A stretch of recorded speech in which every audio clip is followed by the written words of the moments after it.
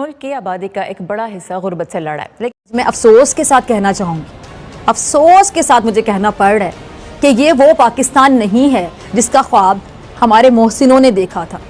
आज दुनिया टेक्नोलॉजी में कहाँ से कहाँ पहुँच गई, लेकिन हम रोटी कपड़ा मकान से आगे नहीं बढ़ सके। वज़ारत इक़्तिसादी उमूर के मुताबिक मुल्क का मजमूई कर्ज 127 अरब डॉलर की बुलंद सतह पर है।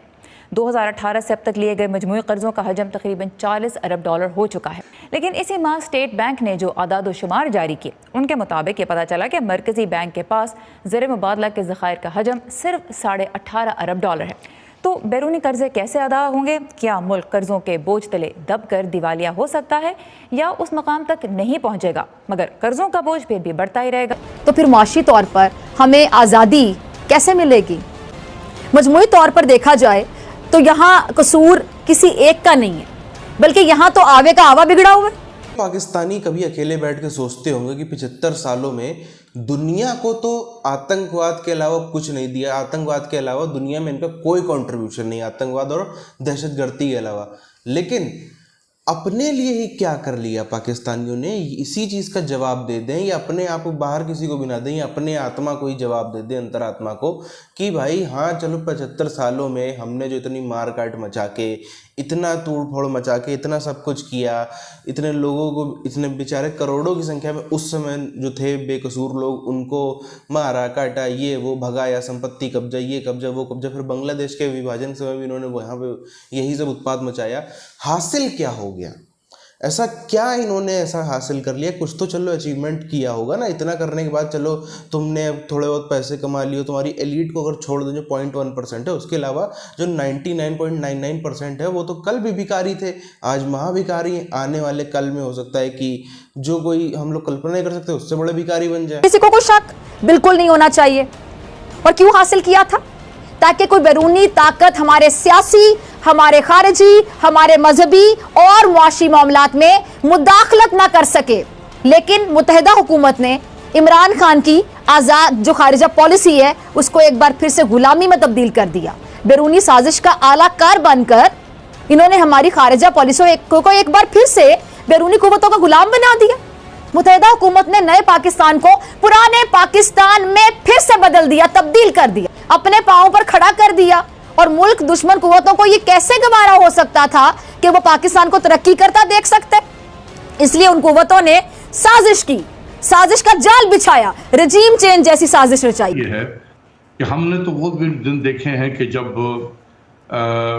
न्यूक्लियर एक्सप्लोजन हमने जब किया था मई 1998 में, तो उस वक्त मैं नया मिनिस्ट्री ऑफ फाइनेंस में आया था और हमारे पास एक्सप्लोजन के बाद चूँकि हम पे सैंक्शन लग चुके थे तो तमाम इनफ्लोज जो हैं वो सारे बंद हो गए थे आने बाहर से, लेकिन हम टाइम पे अपने डेट की अदायगी करते रहे। सबसे पहले तो मुझे यही बताइए, नया साल आ रहा है, क्या पाकिस्तान दिवालिया हो सकता है कर्जों के बोझ तले? फॉल्ट अपने आप को डिक्लेयर कराना एक बड़ा एक्सट्रीम केस होता है। बहुत कम ऐसा होता है कि कोई कंट्री अपने आप को डिफ़ॉल्ट डिक्लेयर कराए, क्योंकि ऐसी सूरत हाल में उसको आइंदा दोबारा डेट मिलना बहुत मुश्किल होता है, या ऐसी सूरत हाल में वो अपनी इंपोर्ट्स भी नहीं कर सकता। क्योंकि एक दफ़ा आप किसी को ये कह देते हैं कि मैं अगर आपकी चीज़ जो मैं आपसे ख़रीद रहा हूँ मैं उसके आपको पैसे नहीं दे सकता हूँ, तो कोई हमें चीज़ क्यों बेचेगा? अब जैसा कि जश्न आज़ादी करीब है जिसमें पाकिस्तान आज़ाद होने की खुशियाँ मनाई जाएंगी, लेकिन एक मिनट रुककर हमें ये सोचने की ज़रूरत है कि क्या हम वाकई हकीकी तौर पर आज़ाद हैं भी या नहीं। आज भी मुल्क IMF का मोहताज है। जब तक मुआशी और सियासी खुशहाली नहीं मिलती तब तक इस आज़ादी का क्या फ़ायदा हो सकता है? आज हम आज़ाद फ़ज़ाओं में सांस तो ले रहे हैं, लेकिन हमारे मुआशी और सियासी हुकूक पर डाका डाला जा रहा है, और ये डाका डालने वाले कोई और नहीं बल्कि हमारे रहबर हैं। तो फिर मुआशी तौर पर हमें आज़ादी कैसे मिलेगी? मजमूई तौर पर देखा जाए तो यहाँ कसूर किसी एक का नहीं है, बल्कि यहाँ तो आवे का आवा बिगड़ा हुआ है। इस सिस्टम को लापरवाही, खुद गर्जी, करप्शन की लत पड़ी हुई है। कायदे आजम ने इस आज़ाद रियासत के लिए इसलिए जदोजहद की थी कि एक आज़ाद रियासत के साथ साथ यहाँ के रहने वालों को मुआशी और सियासी हुकूक भी मिल सके। लेकिन वो मुल्क अगर बिलियंस ऑफ डॉलर के कार इंपोर्ट कर रहा हो, वो मुल्क बिलियंस ऑफ डॉलर का मोबाइल फ़ोन इंपोर्ट कर रहा हो, वो मुल्क कुत्ते और बिल्ली के खाने के लिए शैम्पू और उसके फूड जो है वो भी इंपोर्ट कर रहा हो बाहर से, उस मुल्क में तमाम दुनिया से फले आते हों, चाहे वो सेब कह लें, नाशपाती कह लें, दुनिया से आ रहे हैं। मिसाल इसकी यूँ दी जा सकती है कि अभी जो पिछली गवर्नमेंट गुजरी है उसने एक इकनॉम में एक पॉलिटिकली गेन हासिल करने के लिए उन्होंने ये किया कि उन्होंने एक ऑयल प्राइसेस को फ्रीज़ कर दिया एक लंबे अरसे के लिए। उन्होंने कहा जी 4 महीने तक आपकी ऑयल प्राइसेस नहीं बढ़ेंगी। अब ये एक सब्सिडी थी, गवर्नमेंट्स सब्सिडी देती होती हैं आवाम को, लेकिन इस तरह की सब्सिडी का मसला ये हुआ है कि जिस बंदे ने एक महंगी से महंगी गाड़ी रखी हुई है और वो बहुत अमीर है, वो भी ये सब्सिडी इंजॉय कर रहा है, और जो जितना गरीब होता चला जाता है वो सिर्फ इस सब्सिडी की कॉस्ट पे कर रहा है। इस मुल्क में जहाँ जब मैं स्टूडेंट था तो वहाँ फिलाडेल्फिया क्रीम चीज़ खाता था, और आई एम श्योर कि आप भी खाती होंगी, मुझे बड़ा पसंद था।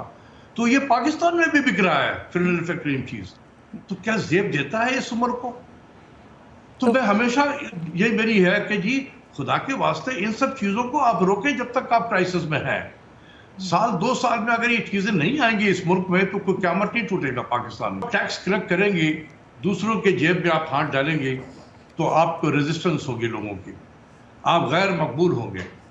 तो इसलिए आप देखेंगे कि लोग जो हैं खासकर सियासी हुकूमतें परहेज़ करने लगती हैं अपने इंपोर्ट के। जैसे मैंने बताया कि जो चीज़ें नॉन एसेंशियल है उसको अगर कर्ब करने की ज़रूरत पड़े तो करें, लेकिन अगर हम कोई भी हुकूमत कुछ भी ना करे तो फिर यही सिलसिला, जैसा आपने कहा कि माजी से ये सिलसिला चला आ रहा है, इस हुकूमत के साथ भी यही कैफियत है। क्योंकि किसी एक दौर का मसला, क्योंकि किसी एक दौर हुकूमत का मसला ये नहीं है, बहुत बरसों से हम ये बात सुन रहे हैं। एज ए प्रायर एक्शन कि आप अपने एक्सचेंज रेट को 172 173 पे लेकर आए, तो वो जो 152 से 172 173 पे पहुंचा, खास देखेंगे दिसंबर जब IMF में वो पहुंचे हुए थे मुज़ाकरात करने के लिए, बिल्कुल उसी टाइमिंग पे ये एक्सचेंज रेट हमने वहां पहुंचाया।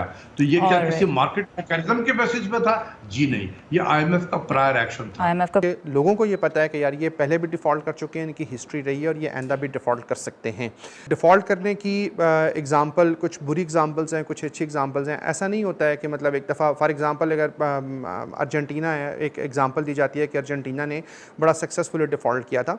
सक्सेसफुली डिफ़ॉल्ट करने का मतलब ये है कि उन्होंने डिफ़ॉल्ट किया और उसके बाद उनकी इकॉनमी दोबारा ठीक होती चली गई। तो डिफ़ॉल्ट कर जाना कोई एक एंड ऑफ लाइफ नहीं है कि अगर आप डिफ़ॉल्ट कर जाएंगे तो आप दोबारा ज़िंदगी में उठ नहीं सकते। लेकिन खर्च हम उसी स्पीड से कर रहे होते हैं जिस तरीके से ऐसा लगता है कि हमारे पास कोई कंस्ट्रेंट नहीं है रेवेन्यू के हवाले से। तो ये है। अब इसके लिए कोई IMF की ज़रूरत है ये बताने के लिए कि हमें रेवेन्यू इकट्ठा करना चाहिए या अपने अखराजात में कमी करनी चाहिए? ये तो हम खुद भी कर सकते हैं। तो ये वो बुनियादी रिफॉर्म्स हैं कि आप रेवेन्यू इकट्ठा करें और अपने अखराजात पे भी नज़र रखें, अपने एक्सपोर्ट्स को बढ़ाएं। जिस तरीके के पहले तो आज का दिन हम देखें जो 14 अगस्त का दिन है, एक तरफ तो पाकिस्तान में खूब आज जश्न चल रहे हैं, आज ये हो रहा है वो हो रहा है, इधर झंडे फहराए जा रहे हैं उधर झंडे फहराए जा रहे हैं, ये सब पाकिस्तान में तो जो है वो चल रहा है, हम देख रहे हैं। लेकिन कहीं ना कहीं पाकिस्तानी फ़ौज के मन में और जो पाकिस्तान में कुछ एक लोग थोड़ा सा अकल रखने वाले हैं, उन लोगों के मन में एक चीज़ तो ज़रूर चल रही होगी।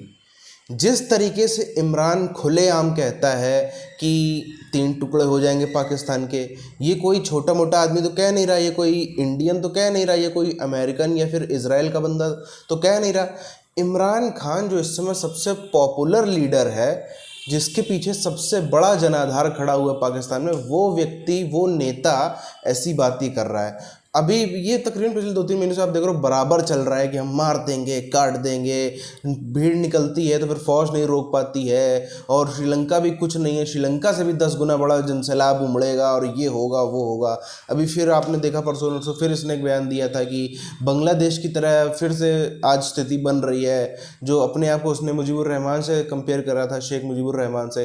तो कहीं ना कहीं पाकिस्तान के जो थोड़े बहुत समझदार समझ रखने वाले लोग हैं, उनके मन में ये चीज़ भी आज शायद उनको सोने नहीं दे रही होगी या शायद चैन से सांस भी नहीं लेने दे रही होगी कि जिस तरीके का इमरान खान के हर बीतते दिन के साथ में बयानात जो है वो तीखे होते चले जा रहे हैं। क्या ये आखिरी स्वतंत्रता दिवस है इनका, क्या बोलते हैं उसको, हकी क्या, आज़ादी दिवस जो भी बोलते हैं पाकिस्तान में, जो पाकिस्तान का ये आखिरी इंडिपेंडेंस डे है जिसमें ये लैंड मास जो आज पाकिस्तान का हम देख रहे हैं वो मना रहा है। अगली बार से शायद ये ज़मीन सिकुड़ कर छोटी हो जाएगी। ये बड़ा सवाल है जो पाकिस्तानियों के मन में चल रहा होगा, और नहीं चल रहा है तो बहुत बढ़िया है, ना ही चले। सीधे जब वो मंजर आएगा तो हम डायरेक्ट वही देखना, ट्रेलर आप सब मत देखो, आप सीधे जब पिक्चर बनेगी, जब पिक्चर ली जाएगी तो आप सीधे पिक्चर देखना जब उसके टुकड़े हो जाएंगे।